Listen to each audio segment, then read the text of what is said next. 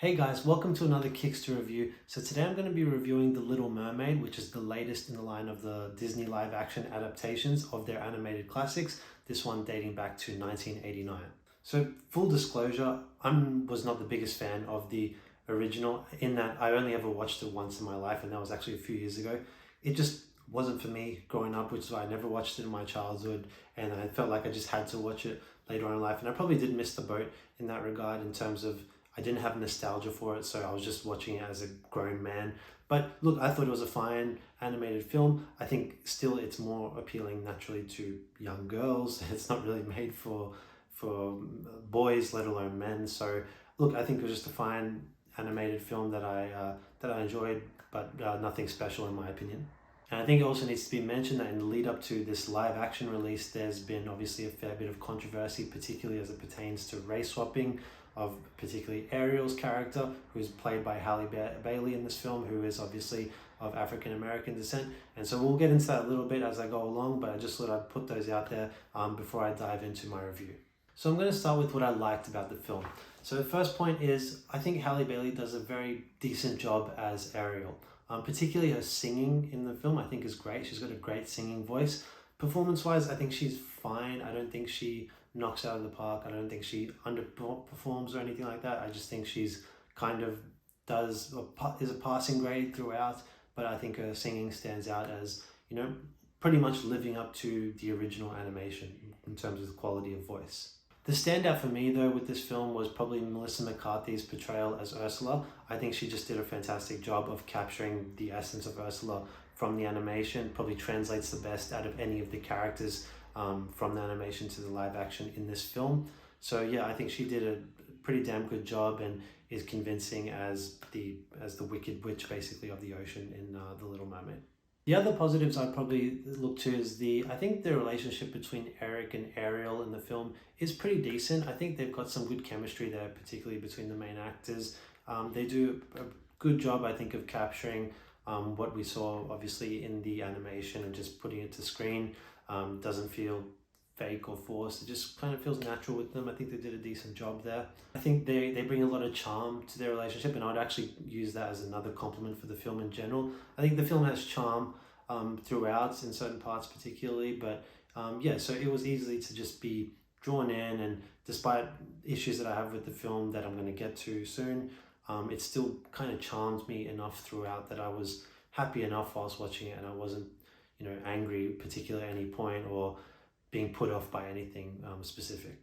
So now for the dislikes, and there's a fair few of them, but I'm just going to go through them one by one and go from there. So starting off is the CGI. I think this film had really questionable CGI throughout. It just did not hit the standard that we should expect from a $200 million film at this point from Disney. It's just a lot of the underwater stuff in particular just looked really fake, and it's almost like they couldn't tell whether they wanted to actually show something as actual live action or they were trying to make it semi-animated.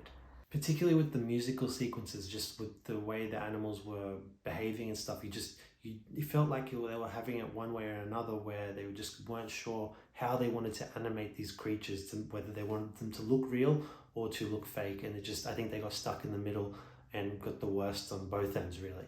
And speaking of the animals in this film have the same problem that many of the Disney live action films have, which is that they are expressionless. And this is obviously, Disney wanting to make the animals look real, and real animals don't have facial expressions. And so whilst they may look real, they just cannot emote.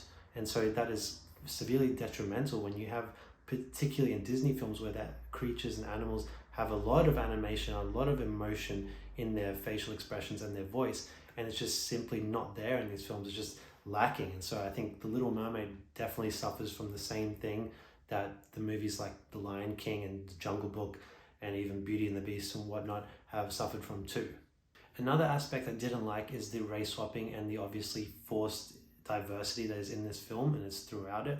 Obviously we mentioned Ariel already. Look, once the movie started, I was willing to just look past that the whole time, but then they just made some silly decisions throughout that just don't make sense, where you've got all of Ariel's sisters are of different races, all the mermaids of different cultures and races, and even the people of the town, that's in the Caribbean are just all of different races, even to the point where Eric, okay, his adoptive mother, who is the queen, is a black woman, whatever, no problem with it, but like it doesn't make sense when you look at the original film. It clearly has a distinct setting, and this one is just jumbled all over the place, that it no longer makes sense. Definitely not a fan of forced race swapping or forced diversity. I believe you should always focus on your story first and build it from there, and be faithful to the source material.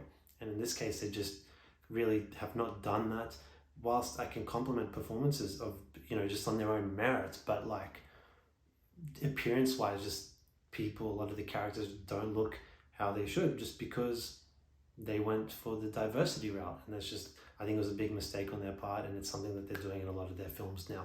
And speaking of the forced diversity, and particularly with Ariel's sisters, there's actually a message that they unintentionally, I think, promote in this film, which is kind of baby mama culture, in that it's implying that King Trident has had babies with all these different women of different races because all the daughters look different. So it's almost promoting this negative idea of baby mama culture, where you have these women who have babies by the same man. It's just, I think it's unintentional, but it's there, and like I couldn't help but notice it. And yeah, so that was just another thing I just did not like about the film. And I haven't spoken much about the creatures yet, and particularly like Ariel's friends with Flounder, Scuttle, and Sebastian. They were okay. They were just definitely nowhere near as good as the original, but in particular Scuttle, played by Awkwafina, she's just awful. Her voice is just terrible, and in particular that rap scene, the scuttlebutt, was just probably the worst scene of the movie. It was just terrible, sounded awful, and just nothing, completely out of place. A rap song in The Little Mermaid, just completely out of place. And it's obvious throughout the minor changes that they made throughout this whole film to adjust it for modern audiences, trying to give Ariel and the female characters more agency and take more of that masculinity or misogynist energy, whatever you want to call it, from the male characters.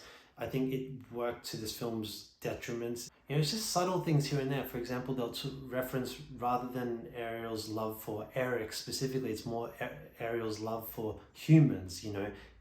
Things like that, where they're just trying to make her less obsessed with a particular male and more just like her general fascination with the human species.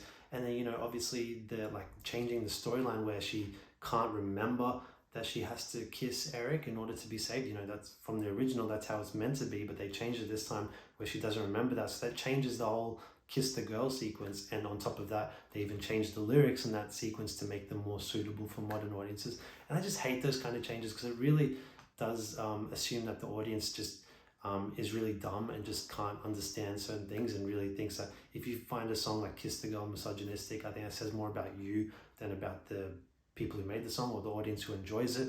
So yeah, just these little changes throughout that they did to the story and to even some of the songs just rubbed me the wrong way. It was completely unnecessary, because they're clearly trying to appeal to the people who love the films, the original film, and have nostalgia for it, and they captured, even shot for shot sometimes, particular scenes that were iconic. But then when it's not those moments, they tried to kind of take it away from it a little bit and change the rules, change the story to suit their agenda. And so, like, with that all said, going into this film, I had pretty low expectations. I wasn't expecting much from it, and not only because I didn't care too much for the original, but just because from what I heard leading into this film, what they were going to be focusing on and changing, I don't like those kinds of things. That said, though, it wasn't as bad as I thought it was going to be. I enjoyed it in parts, in fact, and whilst it has a long list of things that I dislike about it, they are not huge. None of them are particularly huge factors. They're kind of just small, but consistently throughout. But I think for every scene or moment I disliked, there was also a scene that I liked, which probably puts this film for me at a 6 out of 10. And so, yeah, that's my general thoughts of the film. I don't know if I would ever watch this movie again. I think I would still recommend the original for anyone who is asking between the two. I don't think this one adds anything to the original that the original didn't have. And in fact, the original is over 40 minutes shorter than this one. So you can get the same story, but done better in a lot shorter period of time. So yeah, that's my thoughts. Hope you enjoyed it. Love to hear your thoughts in the comment section below if you've seen the film. Don't forget to like and subscribe, and we'll talk to you next time. Bye.